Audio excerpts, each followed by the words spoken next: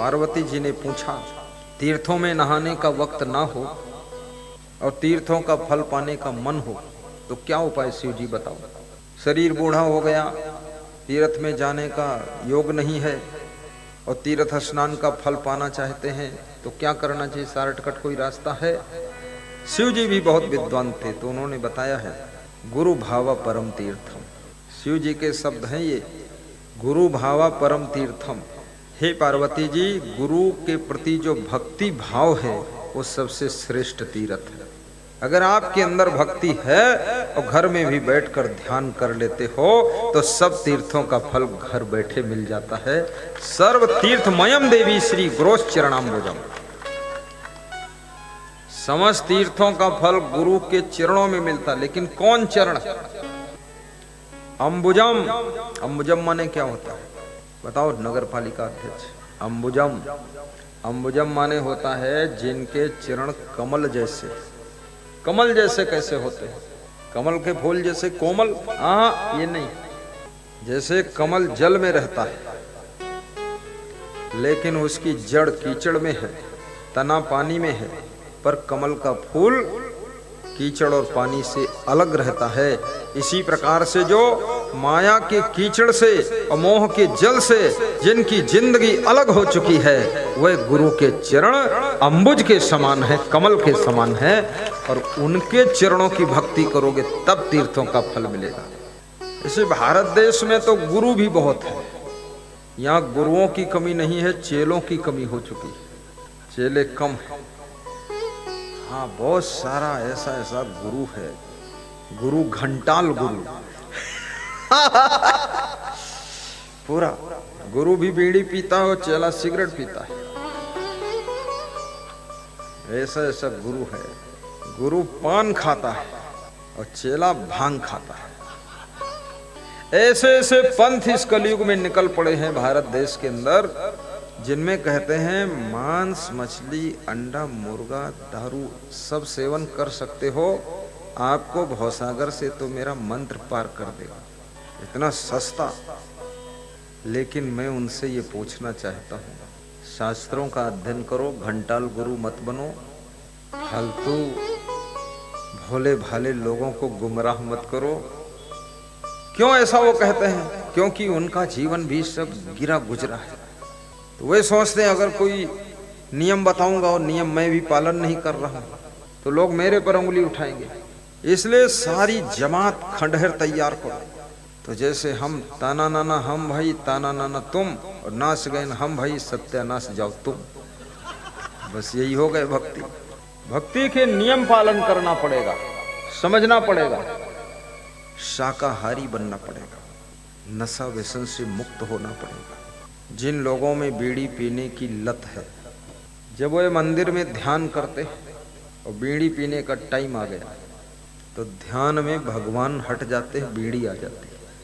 मैं सत्संग में देखता हूँ, अभी तो बहुत परिवर्तन हुआ है, जब बीड़ी पीने की उमंग आती है तो लोग सत्संग से निकलकर बाहर चले जाते हैं। सत्संग से ध्यान हट गया। 1.5 इंच की बीड़ी और 6 फुट का आदमी, 1.5 इंच की बीड़ी की लत आदत 5-6 फुट के आदमी को सत्संग से उठा लेती है, और आदत कहती है उठ, आड़ में चल और मुझे पी और फिर आकर बैठ। आदमी चला जाता है। एक संत हुए हैं, उनका नाम पथिक जी था, उत्तर प्रदेश में उनका प्रचार है, इधर कम। तो उन्होंने एक भजन लिखा है बहुत अच्छा। उनसे किसी ने पूछा जीवन में दुख क्यों है, तो उन्होंने बड़ा अच्छा उत्तर दिया, जीवन में जितने दुख दिखते, देखना बड़ा स्पष्ट है ये, जीवन में जितने दुख दिखते वे निज दोषों के कारण ही। जब पति दुखी होता है तो पत्नी को दोष देता है कि इसके कारण नरक में पड़ गया। जब पत्नी दुखी होती है तब पति को दोष देती है, अरे इस निखट्टू पति कारण नरक में पड़ गई। सासू दुखी होती है तो बहू को दोष देती है, बहुत दुखी होती है तो अपने सास ससुर, हमेशा आदमी दूसरों को दोष देता है, लेकिन गहराई से देखो तो मूल में आपका कोई दोष है जो तुमको दुख दे रहा है। तुमने इतना क्यों मोह किया, क्यों लोभ किया, इतना काम वासना में क्यों फंसे, इतना क्रोध क्यों किया, उसी का रिजल्ट तो पतन है ना। जीवन में जितने दुख दिखते वे निज दोषों के कारण ही, पर जिसको इतना ज्ञान न हो, पर जिसको इतना ज्ञान न हो, वह दोष मिटाना क्या जाने, पर जिसको इतना ज्ञान न हो, वह दोष मिटाना क्या जाने। जिसको इतना भी ज्ञान नहीं है। लक्ष्मण ने निषाद राज से कहा था, निषाद राज के मन में विषाद हो गया, दुख हो गया। जब राम को देखा सिंसवा वृक्ष के नीचे विश्राम कर रहे हैं धरती पर, निषाद राज दुखी हो गया। निषाद राज ने कहा, प्रभु आप मेरे नगर में चलो, मेरे राजमहल में सोइए, आप यहाँ क्यों सो रहे हो? तो राम ने कहा कि निषाद, ग्राम वास नहीं उचित मोही, सुनी मन भयो विषादे। मुझे ग्राम में निवास करना उचित नहीं, क्योंकि पिताजी ने वनवास दिया, पिताजी ने मुझको गांव में, नगर में, शहर में रहने के लिए आज्ञा नहीं दी। जिनके वचन को पालन करने के लिए मैं निकला हूं 14 वर्ष के लिए, तो मैं यहीं रहूंगा पेड़ के नीचे, सिंसपा नाम के वृक्ष के नीचे राम विश्राम कर रहे हैं। और निषाद राज कहते हैं, महाराजा दशरथ बहुत कठोर है, जिन्होंने ऐसे कोमल राम को वन भेजा, इतना दुख दिया इन बच्चों को। तो लक्ष्मण ने कहा कि मेरे पिताजी को कुछ भी मत कहना, काहु न को सुख दुख कर दाता। कोई किसी को सुख दुख नहीं देता है निषाद राज, मेरे पिताजी ने मुझको दुख नहीं दिया। निजे कृत कर्म भोग सब भ्राता, कहु न को सुख दुख कर दाता। कोई किसी को सुख दुख नहीं देता है निषाद, ये सब अपने किए हुए कर्म का फल है। जो बच्चे बचपन में पढ़ते नहीं हैं, मोबाइल में कुछ तमाशा देखते रहते हैं, फैशन में फंसे रहते हैं, इधर उधर घूमते रहते हैं, जब जवानी आती है, शादी होती है, परिवार बढ़ता है, खर्चे की जरूरत पड़ती है, तब मन में सोचते हैं, अरे ये तो जिंदगी जिल्लत में फंस गई। लेकिन गलती कौन किया? आपकी बचपन की गलती आपको जवानी में भुगतना पड़ेगा, और आपकी जवानी की भूल बुढ़ापे में भुगतना पड़ेगा, और बुढ़ापे की गलती मरने से पहले भुगत लेना पड़ेगा। इसलिए पढ़ाई करो। मैं छोटा था तो मैं सोचता था, ये लोग इंजीनियर कैसे बन गए, मास्टर कैसे बने, डॉक्टर कैसे बने? तो मेरे मन में उत्तर आया कि इन्होंने मन लगाकर पढ़ाई किया। तो मैंने भी मन लगाकर शुरू किया, फिर पोस्ट ग्रेजुएट किया अर्थशास्त्र से। मैं अर्थशास्त्र पढ़ा, लेकिन अब धर्मशास्त्र की व्याख्या कर रहा। अर्थशास्त्र से पढ़ा हुआ व्यक्ति धर्मशास्त्र में रुचि ले ले। अर्थशास्त्र का मतलब होता धन शास्त्र। धन शास्त्र पढ़ा और धर्मशास्त्र में साधु बन गया। पहले से अगर होता कि साधु बनूंगा तो फिर साधु वाला कोई शास्त्र पढ़ता, लेकिन पहले से ये निर्णय नहीं हुआ था। तो हमने कहा चाहे जो शास्त्र हो पढ़ लो, उसके बाद तो पढ़ेंगे जाकर धर्मशास्त्र। लेकिन वो अर्थशास्त्र भी काम कर रहा है। आपका कर्म आपका भाग्य बनता है, आपकी वाणी आपका भाग्य बनती है, आपका स्वभाव आपका भाग्य बनता है, आपका चरित्र आपका भाग्य बनता है। जैसे अभी देख रहे हैं आप कि श्रद्धा का मर्डर हो गया। कोई श्रद्धा थी, उसका मर्डर हुआ, और कोई थी एक अभी जिसके 35 टुकड़े हुए, उसका नाम भूल गया है। वही श्रद्धा है। चलो, श्रद्धा के 35 टुकड़े हुए। अब लोग सोचते हैं इसमें श्रद्धा की भी गलती है। अनावश्यक किसी के रूप सौंदर्य में मोहित होकर अपना घर छोड़कर उसके साथ भाग जाना, लव मैरिज करना और खेत में मैरिज कर लेना, पेड़ के ऊपर चढ़ के मैरिज कर लेना तो 35 टुकड़े होंगे, 75 भी हो सकते हैं। भाई गलती तो अपनी भी है, दोष है ना, क्यों उधर गई? फिर ये श्रद्धा के 35 टुकड़े सुनने के बाद भी क्या बाकी जो श्रद्धा बची है वो संभल जाएंगी? बिल्कुल नहीं संभलेगी। वो सब वही बात। एक कुत्ता सड़क पर ट्रक के नीचे कुचल कर मर गया, तो बाकी कुत्ते क्या सीख लेते हैं कि उधर नहीं जाना? वो सब फिर उसी में घुसते। विवेक करो, कोई बाल बांका नहीं कर सकता है। शरीर के 35 टुकड़े तो अलग हैं, तुम्हारे एक बाल के टुकड़े कोई नहीं कर सकता है। अगर आपने अपने चरित्र को अच्छा संभाल लिया है, संयम नियम के पथ को अपना लिया है, कोई छू नहीं सकता आपको।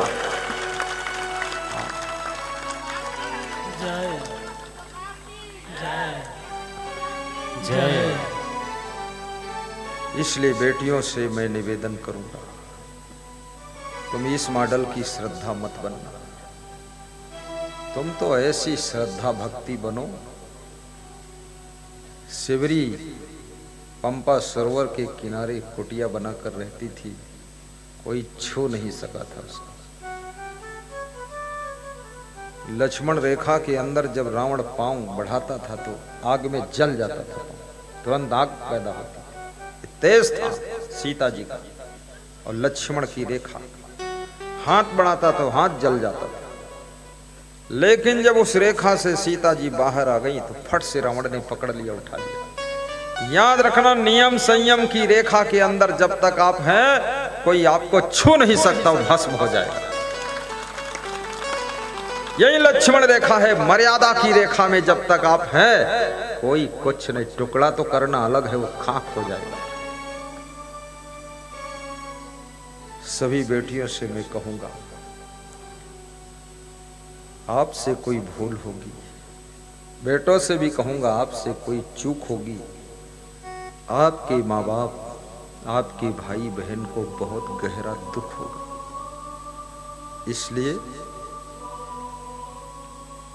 ये इंद्रियों के भोगों में कोई लड्डू नहीं रखे हैं।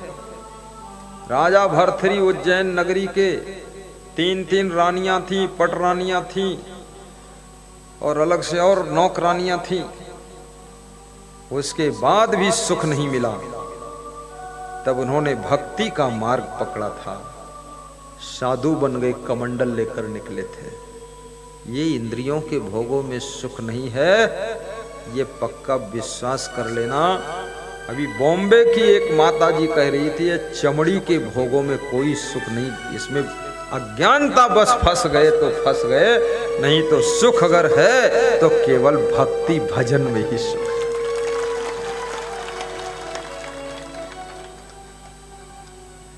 जैसे मैं संत हूं, मैं बहुत सुखी हूं और सुख के लिए ही संत हुआ, ये भी बता देता हूं। मैं तुम्हारे लिए संत नहीं बना मैं पहले तो अपने लिए बना था, लेकिन बीच में मुझे गुरु जी ने कहा कि सबको सत्संग सुनाओ, तो सुनाने लगे, तो तुम्हारे लिए भी हो गए, लेकिन अपने लिए, अपने सुख शांति के लिए हम संत बने थे। और वो सुख शांति इसमें मिली। तो संत में क्या, ये कपड़ा लपेटने से थोड़े कुछ हुआ जाता। कोई नशा नहीं, कोई व्यसन नहीं, कोई आदत नहीं, कोई बुराई नहीं, कोई खाने पीने का लालच भी नहीं। जिनके घर ठहरा हूं, मेवाड़ा रामचंद्र जी, उनकी बहू कह रही थी कि हम भी कुछ बनाकर खिलाएंगे। हमने कहा ठहरे रहो, प्रवचन हो जाने दो, ज्यादा जो गुरु खाएगा प्रवचन नहीं कर पाएगा। कुछ नहीं, कुछ नहीं, बस सबसे अच्छा भोजन रोटी सब्जी दाल, बस हो गया। याद रखना, जिसकी जीवा पर कंट्रोल है वही व्यक्ति साधना कर सकता है। निम्बी ऋषि में इतना तेज तप था कि उनके तेज तप से इंद्रलोक में इंद्र का सिंहासन हिल गया। तो इंद्र ने मेनका उर्वशी अप्सराओं को भेजा कि जाओ निम्बी ऋषि के तप को डिगाओ। तो वे अप्सराएं जब आती हैं नाचती हैं और उधर उनकी कुटिया की तरफ जाती हैं तो उनकी आग लग जाती है, पीछे भागती। तो सोचा इस साधु को, इस ऋषि मुनि को कैसे डिगाया जाए, ये तो बहुत तेजस्वी तपस्वी है। तो उन्होंने दिमाग लगाया कि ये खाता क्या है, देखिए। तो नीम के पेड़ को चाटते थे, उसी को चाट लेते थे, नीम के पेड़ की छाल। तो नीम के पेड़ की छाल जहां चाटते थे, दूर से देखा तो वहां गुड़ लगा दिया था। तो उन्होंने एक दिन चाटा तो बहुत गुड़ अच्छी लगी, तो ज्यादा चाट लिया। अरे चट्टू लाल चटोरे दास।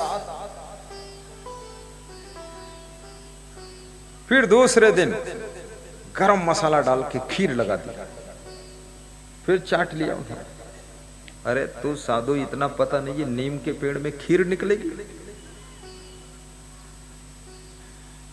ऐसे ऐसे खाद्य पदार्थ हैं जिनको खाने से आपका मन बेहद चंचल हो सकता है, आपकी इंद्रियां बेहद चंचल हो सकती है। इसलिए आहार विहार पर संयम रखने के लिए भगवान कृष्ण ने कहा है, यदि आपको संयम से रहना है तो वह आहार ग्रहण करो जिससे मन भी और इंद्रियां भी शीतल रहती है। ऐसा वैसा मत खाओ। धीरे धीरे उनका मन डावाडोल हुआ। उन्होंने कहा, कौन है जो मौन है? ये नीम के पेड़ में क्या लगा कर चला जाता है, जरा वो प्रकट हो जाए। तो आवाज आई दूर से, हे मुनिवर, आपके सामने आने से हम भस्म हो जाएंगे। बोले, मैं भस्म नहीं करूंगा। वो सामने प्रकट हुए। मुनिवर का मन डावाडोल होने लगा और मुनिवर धीरे धीरे डगमगा गए और मुनिवर से वे गृहस्थ हो गए।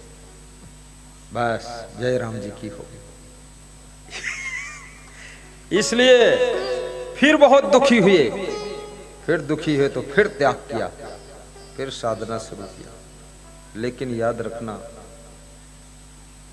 एक बार जो फिसल जाता है उसको वह सम्मान वापस नहीं मिलता है जो पहले उसका सम्मान था। सदैव सावधान रहो। संत महात्माओं को कुसंग से भी बचना चाहिए। जैसे माताएं बहनें रोटी सेकती हैं, भोजन बनाती हैं, दाल जब चलाती हैं तो उनके पास में चमचा होता है। कोई महिला खौलती हुई दाल में हाथ डालकर नहीं घुमाती, चमचा से घुमाती है। और चावल को पलटना है तो करछुल से, करछुल बोलते ना, करछुला करछुल जो बोले। और पूड़ी निकालता है तो छन्नी से, और रोटी चिमटा से। ये क्यों है चिमटा, करछुल, छन्नी, छन्ना और ये चमचा क्यों है? हाथ जल जाएगा।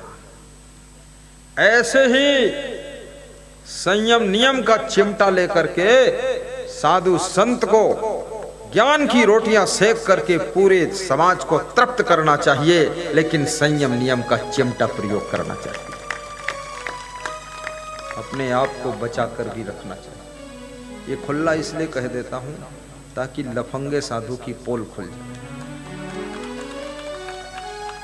क्योंकि आप साधु का परिभाषा जानते नहीं, इसी में बहुत ठगा गए लोग। जो आदमी गधी और गाय में अंतर नहीं समझता है, वो गाय दूध पीना चाहता लेकिन गाय के बदले गधी को बांध लेगा और गधी की सेवा करेगा, और जब दूध दुहने जाएगा तो 4 लात खाएगा। 4 पैर का हर जानवर गाय नहीं होता है, गधी भी होती है, बैल भी होता है, घोड़ा भी होता है। साधु के भेष में हर व्यक्ति महान संत नहीं होता, और महान संत की शरण पकड़ो। टूटी फूटी नाव में बैठोगे, अनटेंड ड्राइवर की गाड़ी में बैठोगे, एक्सीडेंट हो जाएगा, नाव डूबेगी, गाड़ी लड़ेगी तो मरोगे। इसलिए सदगुरु कर्णधार है, मल्लाह है, और उनकी नाव पर बैठना है तो जरा ये देख लेना कि हमारा सदगुरु कितना कंप्लीट है। कर्णधार सदगुरु दृढ़ नावा, दुर्लभ साजे सुलभ करि पावा, कर्णधार सतगुरु दृढ़ नावा। कर्णधार सदगुरु कर्णधार, ज्ञान नौका है,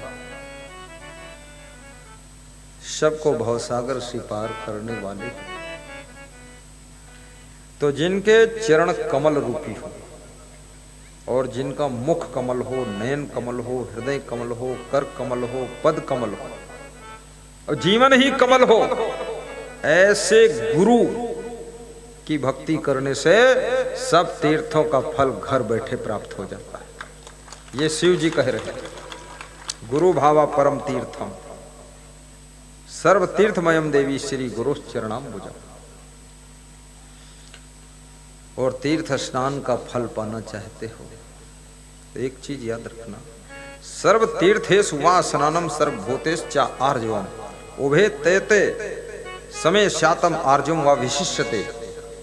विदुर नीति में लिखा है, जो लोग सब तीर्थों में स्नान का फल पाना चाहते हैं और स्नान करने का टाइम नहीं या शरीर ठीक नहीं, उनके लिए बताया है कि जो सब प्राणियों के साथ में कोमलता का बर्ताव करता है, प्रेम का बर्ताव करता है, उसे घर बैठे ही सब तीर्थों में स्नान करने से भी अधिक फल प्राप्त हो जाता है, विशिष्टते विशेष फल मिलता है।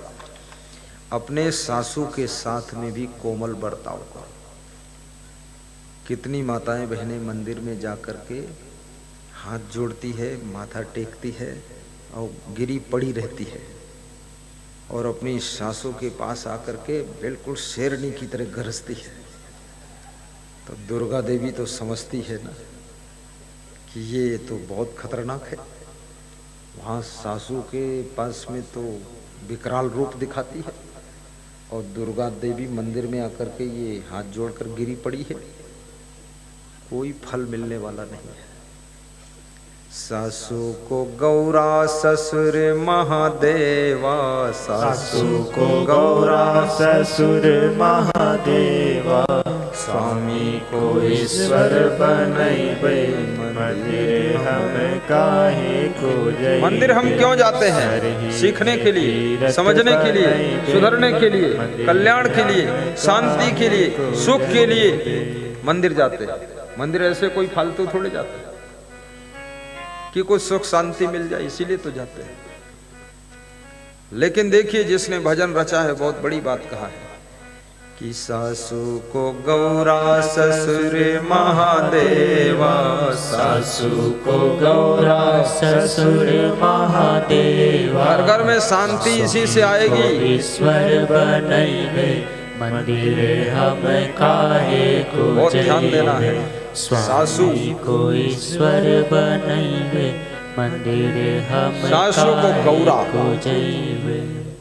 एक बहू कह रही है, मैंने अपनी सासू में ही गौरा का रूप देखा है और ससुर में महादेव का रूप देखा है और अपने पति को ईश्वर का रूप समझकर उनकी सेवा कर देती है। अब जिस नारी का भाव इतना पवित्र हो चुका है, उस नारी का घर भी मंदिर से कम नहीं और वो नारी स्वयं नारायणी से भी कम नहीं, जिसका इतना पवित्र भाव हो गया। सासू को गौरा ससुर महादेवा, सासू को गौरा ससुर महादेवा। लेकिन गौरा बनने के योग्य कौन सासू है? जिस सासू के कर्तव्यों से, कार्यों से, स्वभाव से घर का गौरव बढ़ा है, वो सासू गौरा का स्थान पाती। और महादेव, कौन ससुर है महादेव? सब देवता तो देवता हैं, देव हैं, लेकिन शंकर जी महादेव क्यों कहे गए? क्योंकि सब देवताओं ने अमृत पिया इसलिए उन्हें देव कहा गया, पर शंकर जी ने जहर पिया इसलिए उन्हें महादेव कहा गया। तो आपके घर में जहर भी है,